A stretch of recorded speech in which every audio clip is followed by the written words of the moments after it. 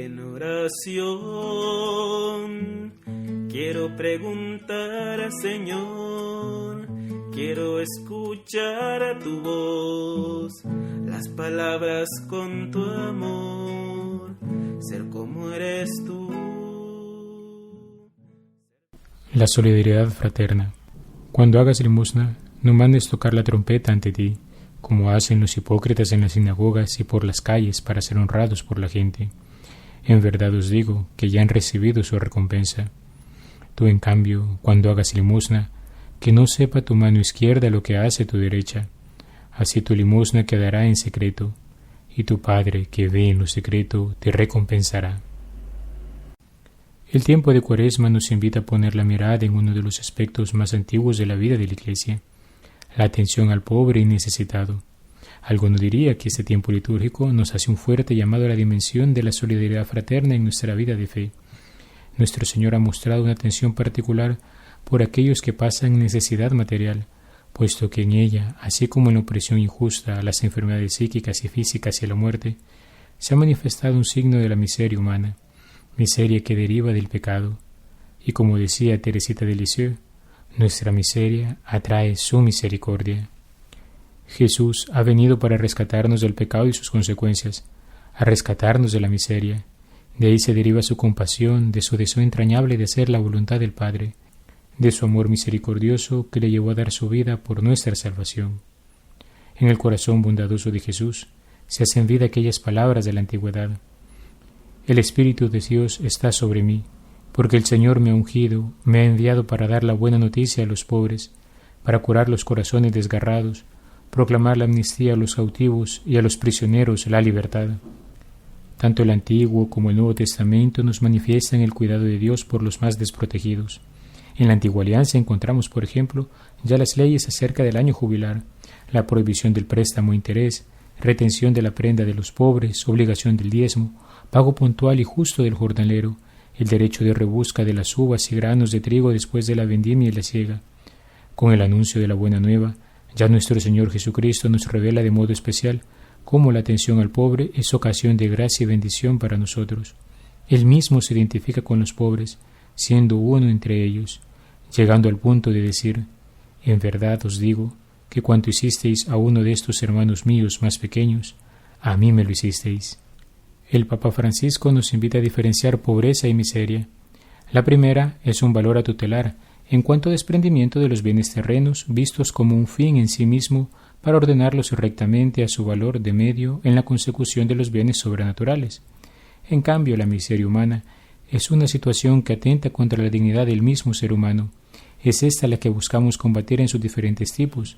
De hecho, el Romano Pontífice habla de la existencia de miseria material, moral y espiritual.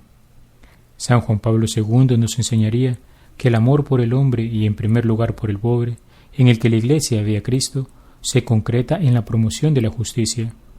Esta nunca podrá realizarse plenamente si los hombres no reconocen en el necesitado que pide ayuda para su vida, no a alguien inoportuno o como si fuera una carga, sino la ocasión de un bien en sí, la posibilidad de una riqueza mayor.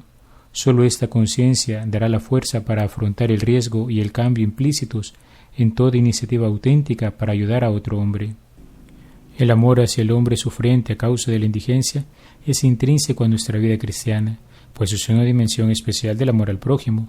No se trata simplemente de una realización de prácticas aisladas de limosna, sino de una actitud que marca y diferencia nuestro estilo de vida, pues toda ocasión en la que podamos practicar la justicia se convierte en una ocasión de hacer manifiesto el amor por el hermano, de modo especial cuando esto implica salir de nuestra zona de confort.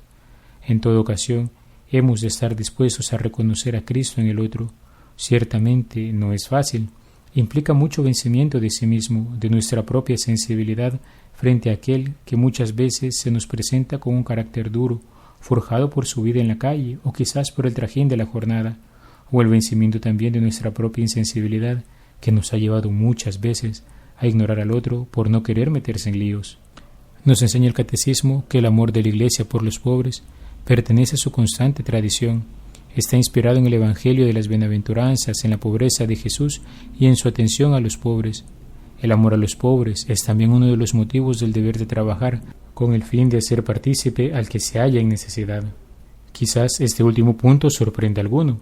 San Gregorio Magno, un papa que vivió ya en el siglo VI, nos lo explicaba de la siguiente manera: cuando damos a los pobres las cosas indispensables, no les hacemos liberalidades personales, sino que les devolvemos lo que es suyo.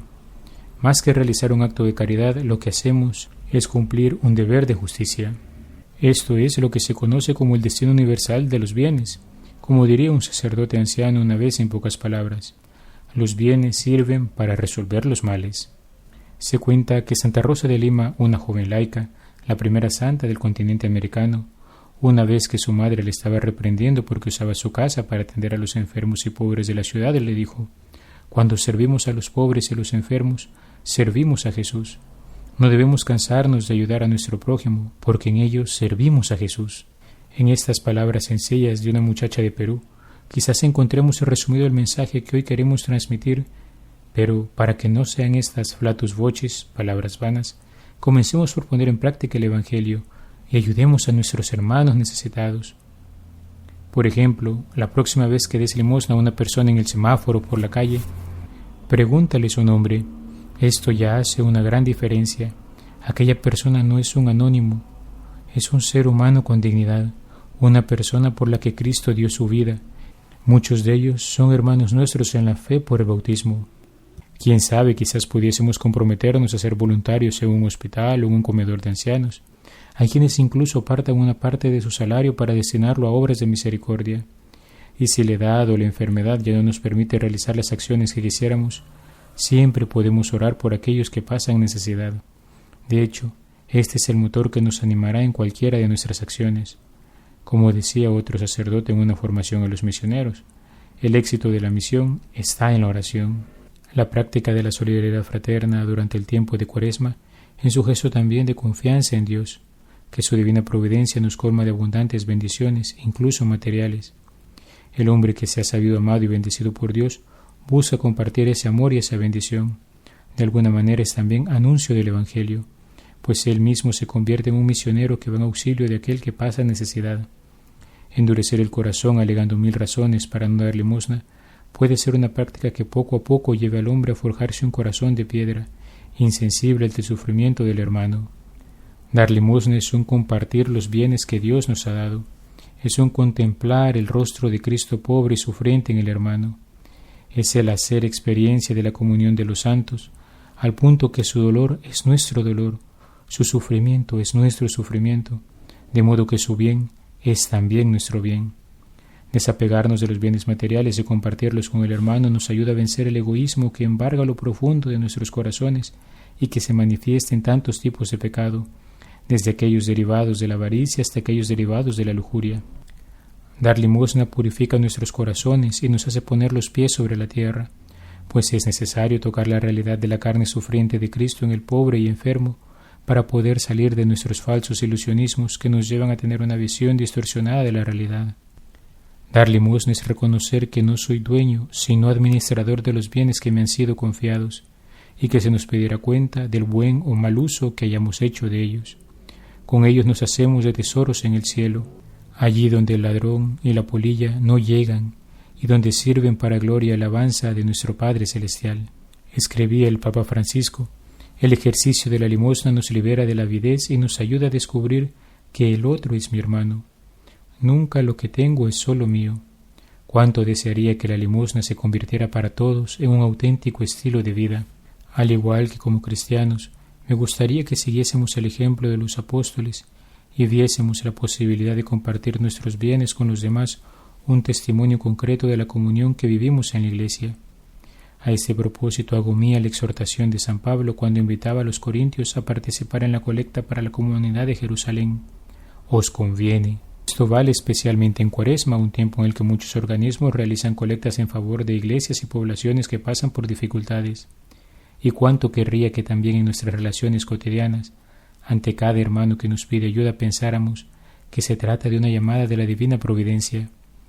Cada limosna es una ocasión para participar en la providencia de Dios hacia sus hijos. Y si Él hoy se sirve de mí para ayudar a mi hermano, ¿No va a proveer también mañana mis necesidades, Él que no se deja ganar por nadie en generosidad? He sido el Padre Juan Carlos Cuellar desde la parroquia Santa Alicia en Altavista. Que Dios te bendiga. Alabado sea Jesucristo, por siempre sea alabado. Dime, Señor, ¿en qué te puedo servir? Déjame conocer tu voluntad. Dime, Señor, en ti yo quiero